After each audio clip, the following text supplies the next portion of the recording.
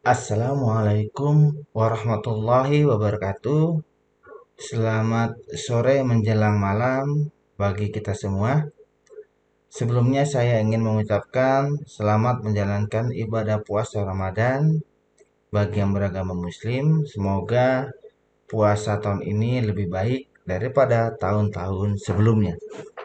Baik, pada pertemuan kedua mata kuliah kecerdasan buatan pada hari ini, kita akan membahas topik yang sangat fundamental dalam AI modern, yaitu Intelligent Agent. Konsep ini sangat penting, karena hampir semua sistem AI yang kita kenal hari ini, mulai dari chatbot, sistem rekomendasi, hingga mobil otonom, dapat dipahami sebagai sebuah agent yang berinteraksi dengan lingkungannya. Oke, baik, mari kita mulai. Pada pertemuan ini ada tiga tujuan utama. Pertama, bagaimana kita memahami apa itu agen cerdas. Yang kedua, bagaimana kita membedakan berbagai tipe agen atau agent. Dan yang ketiga, kita harus mampu merancang agent menggunakan kerangka kerja PAS. Jika kita memahami tiga hal ini, maka kita sudah memiliki fondasi kuat untuk memahami machine learning dan deep learning ke depannya. AI modern dipandang sebagai kumpulan intelligent agent. Artinya, sistem AI tidak hanya sekedar program biasa. Ia adalah entitas yang mengamati lingkungan, memproses informasi, dan bertindak secara otonom. Interaksi ini terjadi dalam siklus yang disebut perception action cycle. Agent menerima persep, agent mengambil keputusan, agent melakukan action. Lingkungan berubah dan siklus ini terus berulang. Apa sih sebenarnya agent itu? Agent itu merupakan entitas komputasional yang dapat mengamati lingkungannya melalui sensor dan bertindak melalui aktuator untuk mencapai tujuan tertentu. Kata kuncinya adalah otonom dan rasional. Agent tidak hanya menunggu perintah, ia membuat keputusan sendiri berdasarkan informasi yang tersedia. Jadi, agent itu di dalam dunia ilmu komputer, kita mengatakannya agent. Kalau kita di kehidupan sehari-hari mungkin bilangnya agen ya, agen. Tapi agak beda sih pengertiannya. Kalau agent di sini adalah yang mengamati lingkungan melalui sensornya itu agent karena berhubungan dengan kecerdasan buatan. Kalau agen yang di kehidupan kita sehari-hari ya agen pihak ketiga, ya bukan pihak kedua ya, tapi pihak ketiga. Oke, kita lanjut. Hubungan agent dan environment adalah hubungan timbal balik. Environment itu memberikan informasi, agent memproses informasi itu, ya. Saya ulangin, environment memberikan informasi, sedangkan agent yang memproses informasi itu. Agent menghasilkan aksi. Aksi tersebut mengubah environment. Bayangkan, seperti permainan catur, kita melihat papan, kita berpikir, kita memindahkan bidak. Lalu situasi papan berubah karena bidak tadi sudah berubah ya, sudah kita geser-geser. Itulah siklus agent dan environment. Ya, jadi seperti catur tadi yang sudah berpindah-pindah, itulah agent ya, agent tadi.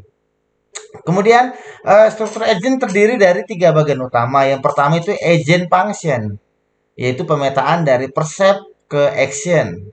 Ya, persep ini maksudnya persepsi. Kemudian yang kedua agent program, yakni implementasi konkret dalam bentuk algoritma. Ketiga arsitektur, perangkat keras atau sistem tempat program dijalankan, itu arsitektur. Jika kita gabungkan, arsitektur plus program sama dengan agent. Jadi agent itu adalah arsitektur ditambah program. Itulah agent, ya. Kan agent tadi memproses, nah, yang memproses. Kemudian contohnya robot vakum. Nah, robot vakum. Tahu nih ya robot vakum kalian? Robot vakum itu yaitu vakum ini vakum cleaner ya. untuk nyedot debu. Nah, seperti itu. Kemudian chatbot. Chatbot ini seperti chat GPT. Ya, kan gitu kan. Kita tekan perintah, kita kasih perintah, kita tuliskan perintah, dia memproses. Atau mobil otonom. Ah, di luar negeri sudah ada mobil otonom. Dia nggak pakai supir lagi. Ya, dia sudah pakai AI di dalamnya.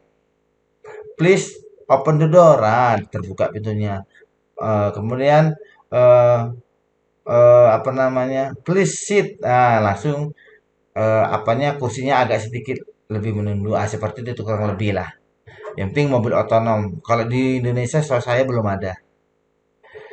Kemudian lingkungan memiliki karakteristik berbeda-beda. Bisa fully observable atau partially observable, ya. Bisa deterministik atau stokastik. Nah, nanti kalian bisa cari tahu apa sih itu fully observable, kemudian apa sih partially observable, kemudian apa sih itu deterministik atau stokastik. Nah, seharusnya kalian nggak terlalu ini lagi, nggak terlalu apa namanya, nggak asing lagi karena udah biasa kalau di ilmu komputer. Kemudian bisa statik atau dinamik. Jika lingkungannya sederhana dan bisa diprediksi, kita bisa pakai agen sederhana. Tapi jika lingkungannya kompleks dan penuh ketidakpastian, kita butuh agen yang lebih canggih. Rational agent merupakan agen yang memiliki aksi terbaik berdasarkan informasi yang tersedia. Namun ingat, rasional tidak berarti sempurna. Agent bisa saja membuat keputusan rasional, tetapi hasilnya tidak optimal karena informasi yang terbatas atau lingkungan yang tidak pasti. Ada 5 tipe utama agent. Yang pertama, simple reflex agent. Yang kedua, model based agent. Yang ketiga, goal based agent. Yang keempat, utility based agent. Yang kelima, learning agent. Semakin ke bawah, maka agent-agent itu akan semakin kompleks ataupun semakin lebih apa namanya, lebih sulit ya, semakin sulit, semakin kompleks, semakin apa namanya, semakin beragam. Nah, seperti itu. Nah, ini adalah agent paling sederhana. Ia bekerja dengan aturan if then. If jika, then maka ya. If kondisi tertentu terjadi, then lakukan aksi tertentu. Contohnya termostat. Nah, tahunya kalian termostat? Termostat ya. Termostat itu eh seperti ini apa namanya? Seperti sensor ya, IoT, Internet of Things. Ada tuh beberapa gedung-gedung yang sudah modern atau mungkin di perusahaan-perusahaan yang sudah skala menengah ke atas, dia untuk AC ya, AC itu akan otomatis hidup kalau suhunya sudah luar biasa panas. Nah, ini contohnya termostat ini, jika suhu di atas 25 derajat, nyalakan AC. Tidak ada memori, tidak ada pembelajaran. Nah, ini contoh ya, contoh agen agent ya yang sederhana ya, simple reflex agent ya. Ya, jadi refleks itu adalah respon, agent itu tadi agent yang untuk memproses, simple itu sederhana. Jadi sederhana seperti itu. Kalau suhunya sudah 25 derajat, akan otomatis AC-nya nyala. Nah, seperti itu dia. Kemudian, model based agent memiliki model internal dunia. Ia menyimpan informasi sebelumnya untuk memahami keadaan yang kita ataupun yang belum terlihat langsung. Ya, ini penting dalam lingkungan yang tidak sepenuhnya bisa diamati. Ini tadi model base reflex agent. Sedangkan kalau saya ulangin, kalau goal based agent memiliki tujuan eksplisit, ya. Misalnya ia bertanya, aksi mana yang membawa saya lebih dekat ke tujuan? Contohnya adalah GPS. Nah, ya. GPS itu termasuk goal based agent, ya. Jadi kalau kita bertanya, dia langsung memberitahu. Contohnya GPS. Tujuannya adalah sampai ke lokasi tertentu. Ia akan menghitung rute terbaik. Pernah pakai GPS? Kalau kita misalnya ya mau ke, contohnya mau ke Sekambing di Medan ya. Kan itu ada beberapa jalur. Ya, kalau kita pakai GPS, kadang dia akan nyari jalur yang tidak padat, yang paling tidak padat dan yang paling dekat. Makanya sering kita masuk seperti ganggang yang sempit-sempit, nah, seperti itu. Karena GPS itu mengambil sinyal dari citra satelit dan mencari jalan yang tidak padat dan yang paling cepat. Itulah GPS. Kemudian utility based agent lebih kompleks lagi ya. Ia tidak hanya bertanya apakah saya mencapai tujuan, tetapi juga mana yang paling menguntungkan. Misalnya, mobil otonom mempertimbangkan keamanan, kenyamanan, waktu, dan konsumsi bahan bakar secara bersamaan. Sedangkan learning agent merupakan yang paling canggih di antara semuanya. Seperti yang saya katakan tadi, semakin ke bawah akan semakin kompleks, semakin beragam dan semakin lebih canggih. Ya, learning agent ini yang paling canggih, ia belajar dari pengalaman. Ya, jadi kalau ada pengalaman dia akan belajar dari pengalaman tersebut dan dipastikan dia tidak akan jatuh ke lubang yang sama karena sudah belajar dari pengalaman ya. Jadi learning agent ini memperbaiki performanya. Performa itu kinerjanya ya. Jadi learning agent ini memperbaiki kinerjanya dari waktu ke waktu ya. Inilah dasar munculnya machine learning dan deep learning. Jadi machine learning dan deep learning itu belajar dari pengalaman. Makanya keluar algoritma machine learning dan algoritma deep learning. Contohnya apa? Rekomendasi Netflix atau AlphaGo yang sering nonton ya. Netflix ya. Otomatis dia algoritmanya langsung kalau mana yang paling sering kita tonton dia akan muncul pada saat kita buka Netflix. Ya, seperti itu. Kemudian jika kita bandingkan antara simple reflex ya, yang berarti sangat sederhana, kemudian model base punya memori, goal base punya tujuan, utility base optimasi nilai, dan learning merupakan adaptif dan berkembang. Ya, saya ulangin, jika kita bandingkan, simple reflex itu sederhana ya, sangat sederhana. Kan tadi saya katakan, semakin ke bawah kan ada 5 tadi ya, seperti balon ya. Tapi ini nggak balon ya. Ada 5. Eh, saya ulangi deh. Ya, secara umum ini ada eh iya, ada 5 pas ya. Satu 2 3 4 5. Ya, ada simple reflex, ada model base, ada goal base, utility base sama learningnya. Kalau kita bandingkan, simple reflex itu sangat sederhana, masih sederhana dia. Kemudian berkembang lagi model base, punya memori. Ya, kalau simple reflex tidak punya memori. Kemudian ada goal base, dia punya tujuan. Ya, seperti GPS tadi. Kemudian utility base, optimasi nilai. Kemudian learning, yaitu adaptif dan berkembang. Jadi learning semakin baik, semakin canggih dia. Ya, tahap yang kelima ini ya, atau agent yang kelima itu learning. Seperti tadi, machine learning sama deep learning.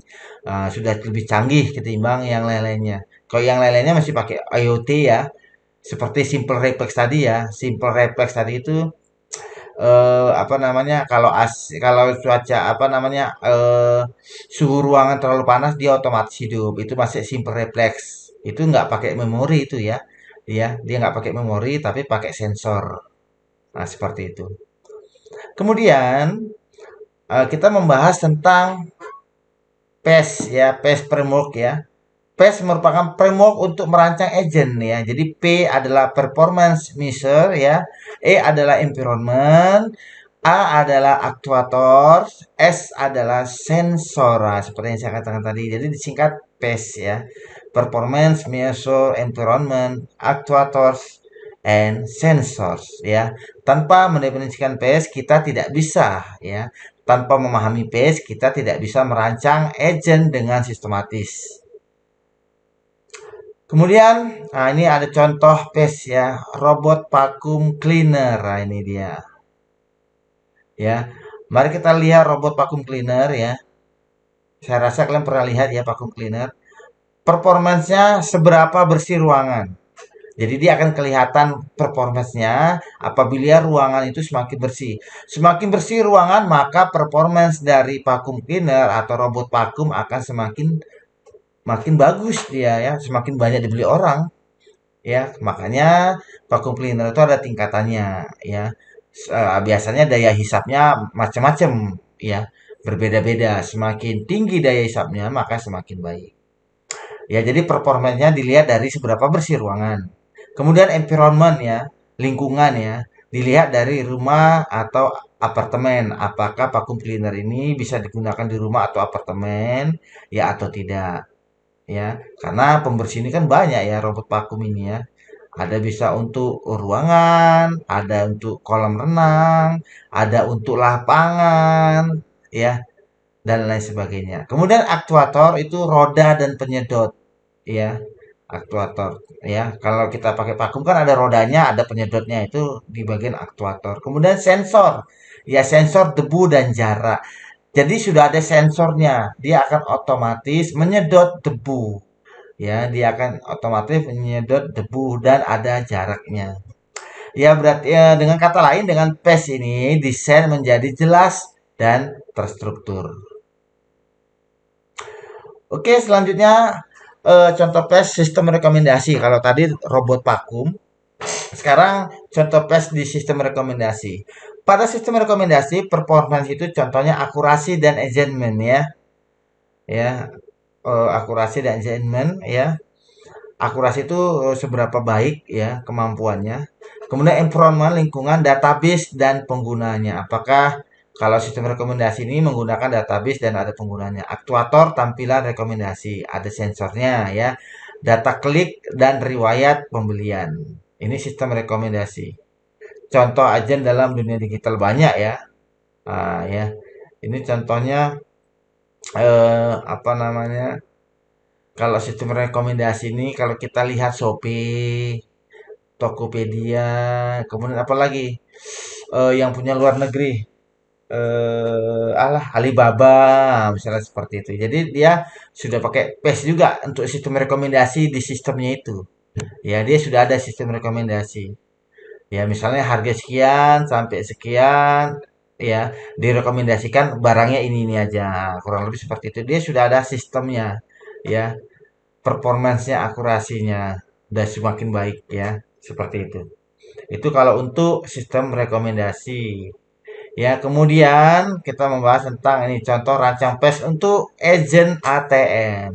Ya, ATM ya untuk ngambil duit. Oke. Sekarang saya ingin kalian berpikir, bagaimana jika kita merancang agent untuk mesin ATM? Apa sih ukuran keberhasilannya? Kemudian apa lingkungannya? Apa sensor dan aktuatornya? Ya. Nah, coba kalian pikirkan, ya, pikirkan lagi kira-kira kayak mana sih ya. Jadi latihan ini melatih cara berpikir sistematis dalam AI, ya. Jadi semuanya AI ini kan semuanya dari pikiran manusia yang diterapkan ke dalam sistem atau ke dalam alat. Ya seperti vacuum cleaner, ya. Dulu kita kan ngepel, ngelap ngelap lantai ataupun ngelap meja ya kan biar debunya hilang. Sekarang nggak perlu lagi capek-capek kita, pas suruh aja pakai vacuum cleaner tinggal sorong-sorong aja. Jadi kita nggak usah naik turun jongkok berdiri, jongkok lagi berdiri, nggak usah. Ya seperti itu. Ya nanti coba kalian pikir-pikirkan ya, bagaimana kalau kita merancang agent untuk mesin ATM. Oke, selanjutnya sebagai kesimpulan dan diskusi pada hari ini, yaitu bahwa intelligent agent itu merupakan paradigma inti ya dari AI modern atau kecerdasan buatan modern. Kalau dulu kecerdasan buatan dulu seperti apa? Kipas angin ya. Kipas angin itu dulu termasuk AI juga, cuma AI zaman dulu ya. Di era revolusi industri 3.0. Kok sekarang kan sudah 4.0 dan 5.0. Oke, kemudian berbagai tipe agent digunakan sesuai kompleksitas masalahnya. Jadi setiap masalah itu ada agentnya masing-masing. Kemudian PES itu membantu kita merancang agent secara sistematis. Ya, sebelum kita akhiri, renungkan pertanyaan saya ini. Bagaimana learning agent itu dapat beradaptasi dengan perubahan yang tidak terduga. Ya, saya ulangin bagaimana learning agent dapat mengatasi ya dan beradaptasi dengan perubahan yang tidak terduga. Ya, terima kasih atas perhatian Anda.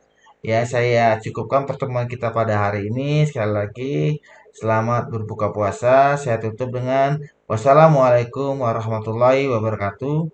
Sebelum saya lupa, jika ada pertanyaan, nanti bisa bertanya via WA ya. Via WA saja. karena keterbatasan waktu dan sedang dalam bulan Ramadan. Demikian saya akhiri. Assalamualaikum warahmatullahi wabarakatuh.